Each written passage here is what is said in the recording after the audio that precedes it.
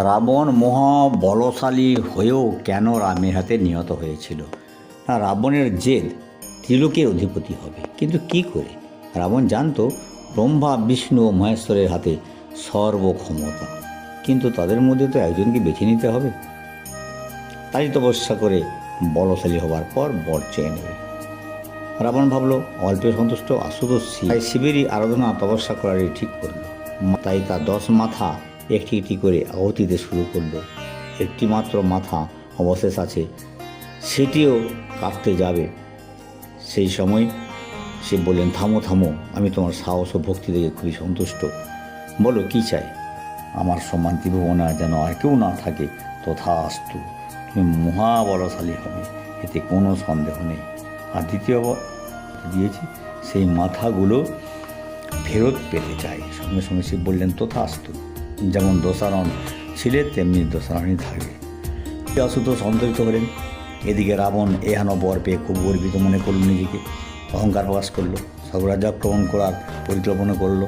তখন দেবতারা মন মরা হয়ে জল্পনা কল্পনা করতে লাগলো। হঠাৎ সেখানে আবির্ভূত হলেন নারদ মুনি। দেবতাদের কাছে সবিশেষ শুনলেন, শুনে বললেন, কি বর দিয়েছেন মহাদেব? দেবতারা বললেন, ওর সমান বড়শালী ত্রিভুবনে কেউ থাকবে না, কী অবস্থা হবে, একটা কিছু করুন। দেবতারা নারদের কাছে আর্জি রাখলেন। এদিকে রাবণ সমস্ত পরিকল্পনা করে নিয়েছে, এমনকি তার ভাই কুবেরকে পর্যন্ত জব্দ করার ব্যবস্থা নিয়েছে। সব চাকর বানিয়ে স্বর্গ মর্তে রাজত্ব করবে। এমন সময় বিনা বাজিয়ে নাম গান করতে করতে হাজির হলেন রাবণের সামনে নারদ। আরে রাবণ যে, কি ভাগ্য তোমার সঙ্গে দেখা হয়ে গেল, খুব খুশি দেখছি। ব্যাপারটা কি? বলল, শঙ্করকে সন্তুষ্ট করে তার বর লাভ করে খুবই খুশি।